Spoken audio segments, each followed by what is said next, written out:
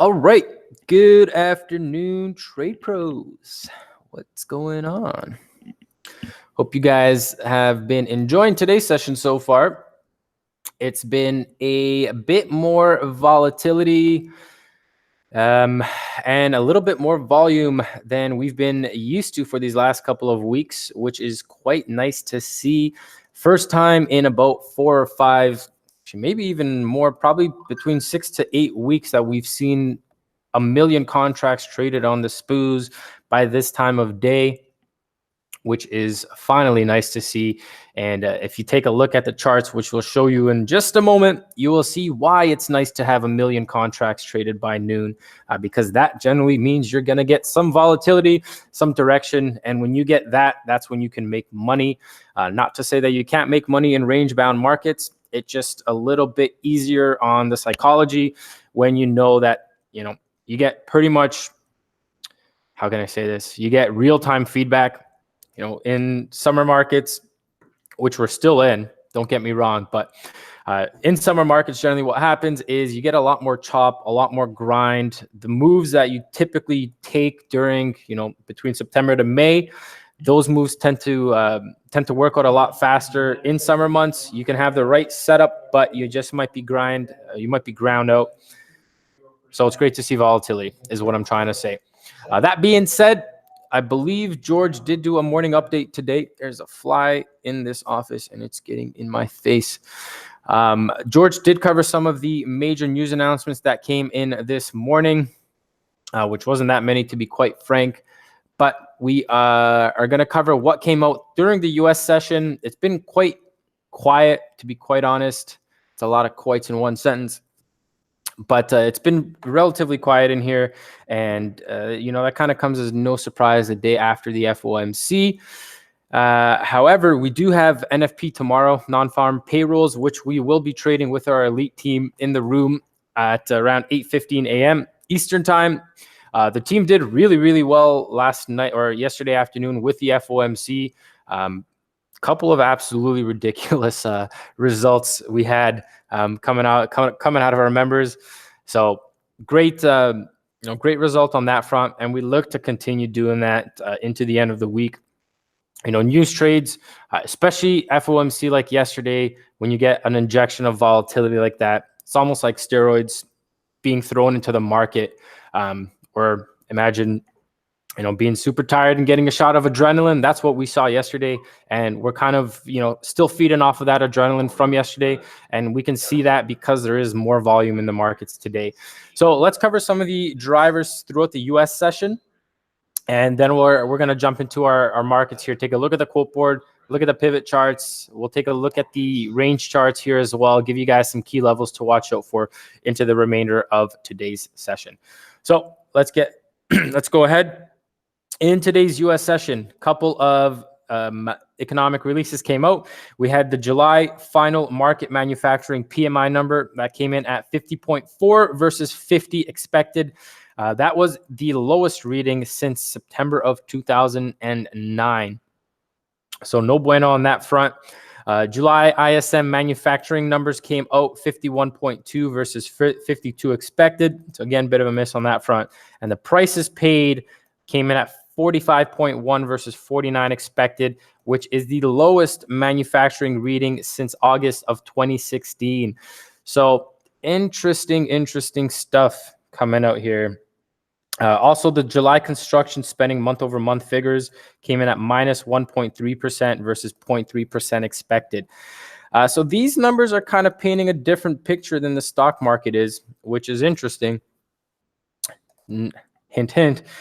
Weekly EIA natural gas inventories as well came out this afternoon. Not as big of a driver in the markets as the EIA crude oil report is. That comes out every Wednesday. However, you still get somewhat of a knee-jerk reaction on the back of this guy. That came in at 65 billion cubic feet versus 55 to 57 billion cubic feet expected in that range. So as it stands for the remainder of the day, nothing on the economic agenda, nothing scheduled. As mentioned earlier, the biggest driver now as far as economic news is going to be tomorrow morning. at 8:30 a.m. when we get the U.S. labor data coming out, including your headline number, the non-farm payroll employment, or the non-farm employment change. It is expected to come in at 164,000. We'll see what it does there.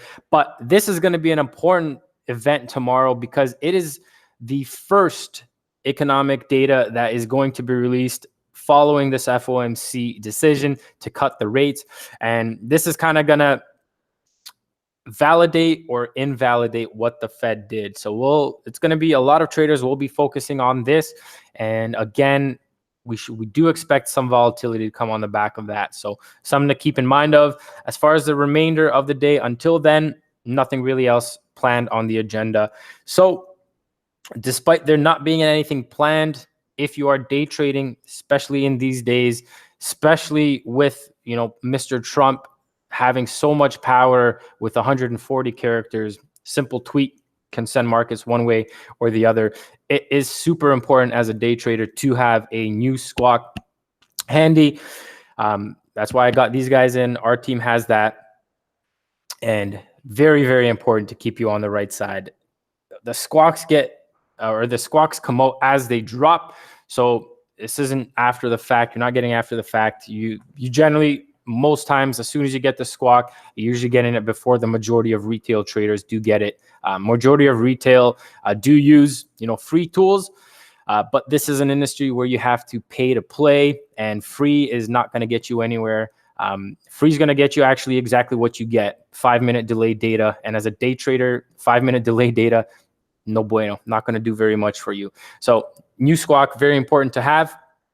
And let's go and jump into the charts here. I'm kind of rambling today. And get in here. All right. So first things first, Srinivas. Srinivas, we trade Forex on a swing trading basis. Majority of the traders here are from North America. We do have a couple of traders out of Europe. A majority of people that want to trade Forex are from the UK because of the spread betting and the, tax efficiencies as a result of that. So we do Forex trading. However, Forex trading is more on a swing basis. We don't really look to take advantage of intraday movements because a majority of those movements happen when we are asleep during the London session. We do have a London session trading room. However, we focus primarily on futures in there. Majority of what we do with the elite program is based on futures. We don't really trade stocks, individual stocks, on a day trading basis. We use stock options to trade individual stock names. So as far as that goes, Forex is a swing trading basis. So we update that maybe once a day if we get some opportunities. Same thing with the stock options. It's about once a day. But for the majority of the part, as far as active trading goes, we're trading futures, and the futures that we are trading are generally the equity index futures, S&P 500, NASDAQ, Dow. Crude oil is another big one that we trade, and recently we've kind of been starting to take a little bit of attention on gold. So I hope that answers your question, my friend. Here is our chart on the quote board. We are at, where's my little pen tool? Here's my little pen tool. So on today's session, crude oil, 457,000 contracts traded. Not bad. It's not great, but it's not bad. Average has been around 500K around this time of day. We haven't really seen that. I don't know why I'm calling it the average, because we haven't seen it for a couple of weeks, but 500 is where you're starting to get some better volume, and we're still below that. Daily change percentage sitting down minus 3.14%, but that's because yesterday's close was at 57.88. and we are down at 56.74, the last traded price. So that's where you're getting your daily change percentage from. And what that is telling you is that this market is bearish for this session. That being said, I'm going to take a look at the pivot charts and show you why, downside is the right side, but why I'd be cautious shorting this market. until something is broken. So we'll dive into that in a second. But first, let's take a quick peek here at this quote board for the S&P 500. So here's your S&P 500. As anticipated yesterday, we were saying that following FOMC, we should get about 1 million contracts traded. And finally, we have got our 1 million contracts traded by this time of day. It's honestly been probably 6 to 8 weeks since we've seen this. All it took was the FOMC statement. So nice injection of volatility in the markets. And if you can peek behind the quote board here, you'll see our open was right down there. And that is the move we've had. That is what volatility does. So this is why you can see why we're so excited for September to come around, for volume to start picking up, because this is kind of the moves that you get when you get volume. All right. So that's the quote board. Quote board relatively, unchanged, but that's because we had a big dump yesterday, and we've made some recovery over the Globex session and into the US session as well. That bid has kind of continued on. So that's what we've seen here. It does show as up from the previous day close, but I think the previous day close was in the 70s. Yeah, 29.72. So we are a little bit up from there. And that's kind of been the trend so far. However, it looks a little bit tired here, and I'll go into that in just a second as well. So here's our pivot charts, guys. We have traded down into today's S3 on crude oil, and typically S3s to S4s, if that is hit in a single session, these are considered oversold levels. So levels where you might get a bounce from. Just looking at the chart here, you can see we've had 1, 2, 3 hours worth of, support being formed out here. Trend is still suggesting downside is the right side. And so we'll really need to see a flush below this S3 here if we are going to continue lower. What I have seen on this chart is you can see we've hammered out some temporary support here, rotated back up to those 57.10s. Tried them again, rotated back down, bounced, tried it again, bounced, a little bit of rotation again, bounced. However, what you are kind of seeing as it's bouncing is that each time it does bounce, it doesn't really get past the previous swing high. So it's still kind of building downward structure like this, which is, quite indicative that it does want lower prices. And so at this point, a little bit too late to get short if you didn't catch them somewhere up there. I think we were talking in our room just before we signed off. We caught that initial short, but the next short level we were looking for was just a little bit higher, up in these 57s. Doesn't look like it quite got up there, so that was an opportunity. But now, if you missed that, you could go for a potential breakout. That comes with high risk, especially as it's coming into S3. So I would wait for the S3 to get broken and then look for rotations back up into that. If you want to continue selling it lower, that is more so the higher probability trade than trying to anticipate that breakout and getting stopped out a little premature if it does want to bounce once more before the actual breakdown. So that's what we're seeing on that front. S&P 500, nice rally so far. At this point, rally looks a little bit overextended. You can see our VWAPs are here, and we've pulled off of them quite aggressively. And, current structure support is right in these 3,006s. So we'll see what happens here. But ultimately, it looks like she might just want to dip back down, a reversion back to the mean. The mean, what is a VWAP? Well, that means volume weighted average price. That is your mean price. And so we've got 2 VWAPs here. This thing looks a little overextended. We just tried upside, traded right into the 5-day point of control, and we've kind of pressed off. Back below these 06s, that will be a structure break. We'll look for rotations to catch a fade back down into that VWAP down here. So that looks like the next best trade. Upside looks a little bit tired. If you will be trying one more, long, the level is right around the 06s, but back below that, that's kind of your line in the sand for the bulls. Back below this, the sellers will likely take control and press this thing back down into that 3,000, maybe back down into the 96s. Sure, that's what we got on that front. And final bit of this update is going to be our TradePro Performance Index. So if I can just find where I left that. There it is. And I'm going to get off the demos because the demo one doesn't really matter. Srinivas, that is a question for, actually that's a question that I don't have an answer to. If anybody tells you they know what's going to happen in the markets, tread with caution. I have no idea what the US dollar is going to do next. Just based on technicals, it looks like the upside. Looks like it wants a little bit more upside. However, it is at levels it hasn't seen since 2017. So it did break those 98 halves. 98 halves were a big level for the US dollar, the DXY basket. So now I'm just looking for a dip down into those 98 halves, see if it bangs out some support. If that is the case, then at that point, I'd be looking for dollar strength to come in.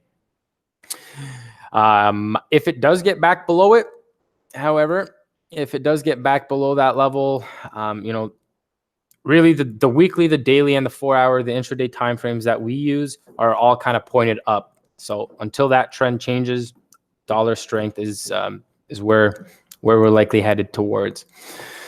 That's what I got on the currency front. And finally, we've got a TradePro Performance Index. So first day of August today, good bounce back from the team after a weak showing on last Thursday, I believe it was. But almost the majority, almost 60%, excuse me, almost 60% were up on the session, just under 7% were flat, and just under 36% were down for the day. So 64% is where we're at, and good result to start off August. August typically tends to be one of the slower months of the year. So if you thought July was bad, just wait till what August has in store for you. But, that being said, summer volatility and summer trading rules are still in effect really until the first Tuesday after the Labor Day weekend. That's when you generally start seeing volume and institutions starting to pile back into the markets. So that's going to be all that I've got for you guys today. Went a little bit longer than expected, but that is fine as long as you guys are getting good value out of that. So I only see one person vocal in the chat, so I appreciate that, Srinivas. Appreciate you showing up. I can tell that you're definitely interested in this, and you are putting in the screen time because I've seen you in here a couple of times. So great job on that front. Really happy to have you on board. And if there's nobody else in the room, I can see there's 17 of you watching. You guys can't hide. But if nobody else has anything to say, don't be shy. No other questions here. I'll leave it open for another minute or so, and then I will sign off. I just got to grab a paper towel because I spilt my coffee all over my keyboard. So I'll see you guys in a second. If there's no questions when I get back, we're going to wrap this guy up, and we'll see you tomorrow.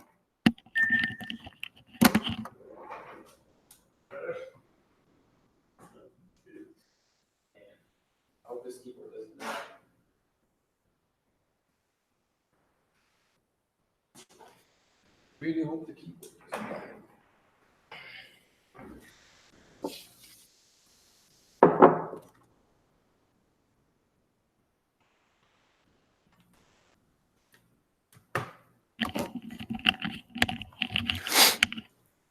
All right.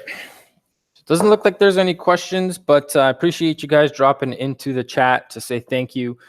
Appreciate you guys being here. Ladies and gentlemen, I know it's a skewed industry for gentlemen, but if there are any ladies, hello, welcome. You guys, we need more ladies in this industry. And that's going to be a wrap for me, guys. So appreciate seeing you guys in here. We will see you tomorrow. Until then, Eden, to get access to it, you've got to sign up. You've got to sign up on TradeProAcademy.com, and you will get access to that with the elite benefits. I can show you how to do that. Oh, man, Let me tell you guys, this spill has turned into a mess on my desk. Is this the one? No, it's not the one. Hold on one second. You guys are getting a sneak peek at my notes. That's not the one I wanted. The one that I wanted was this guy. Oh, you did? Awesome. All right, Eden.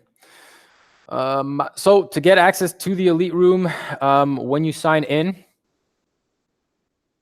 hold on, you guys should be seeing the trading room.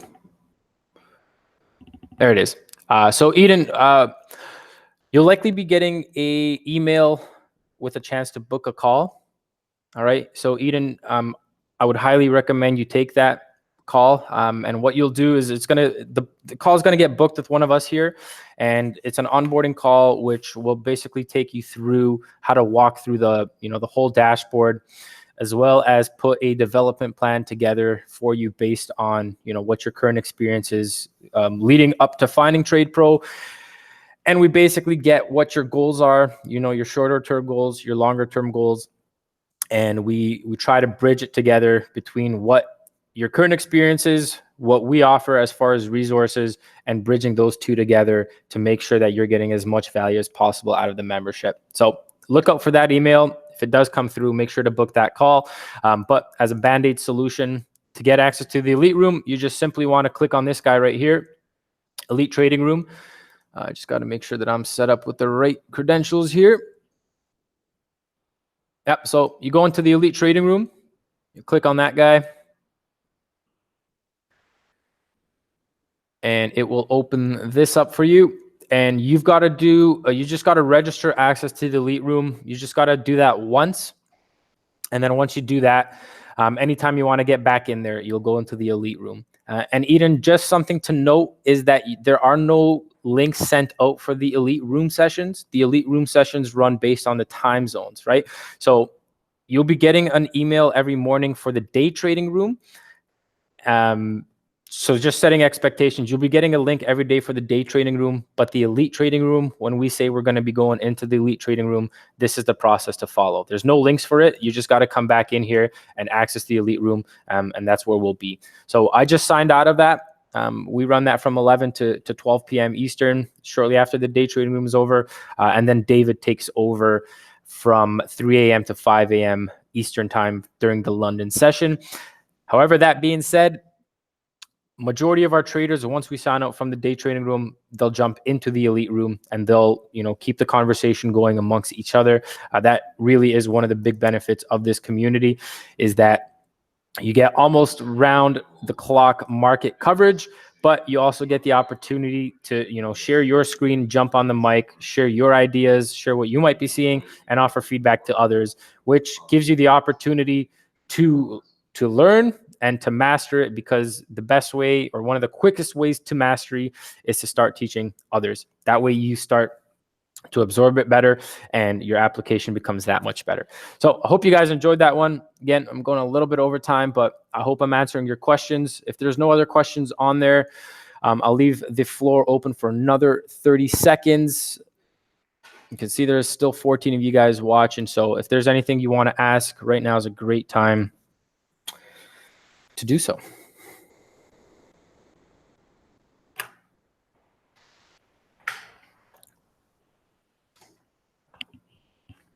All right, no questions coming through, so I'll take that as a sign you guys have heard enough of me, and I'm gonna stuff a sock in it. So until tomorrow, good luck and good trading.